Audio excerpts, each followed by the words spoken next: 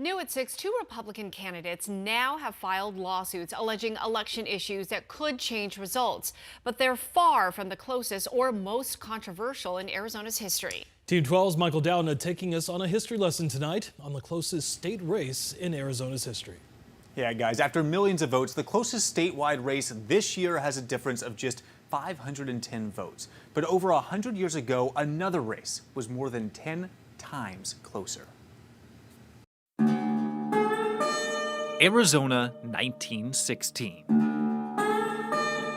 The state was 5 years old, home to less than 200,000 people, reliant on 3 C's. Of cattle, copper, and cotton. University of Arizona professor Tom Sheridan says this Arizona was the stage for our closest gubernatorial race, facing off incumbent Democrat George W.P. Hunt, who called himself Old Walrus, and Republican Tom Campbell. Election was much more disputed than, the current situation that we find ourselves in now. The issue were the ballots themselves. See, the ballot gave the option to vote a straight ticket or vote for individual candidates. But some people did both. And what happened is that some people checked both the circle for a straight Democrat ticket, but also voted for Republican Tom Campbell.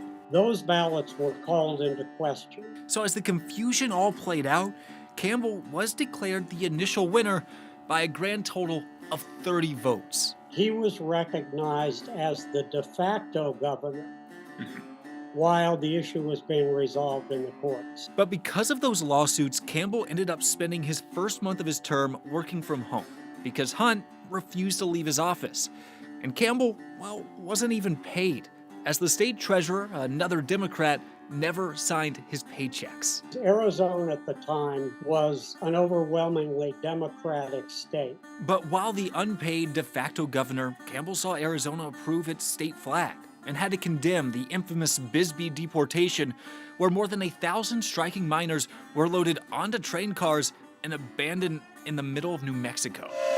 All the while, the state Supreme Court argued what to do with those contested ballots. In many respects, it was more similar to the 2000 presidential election. Eventually, in December, the Arizona Supreme Court unanimously ruled that Hunt, not Campbell, was the winner by a total of 43 votes. Campbell stepped aside and Hunt took office for the third of his eventual 7 terms. Campbell would eventually win the governorship a few years later. And Hunt's legacy still overlooks the valley, as his final resting place sits in a pyramid at the top of Papago Park. Michael Downa, 12 News.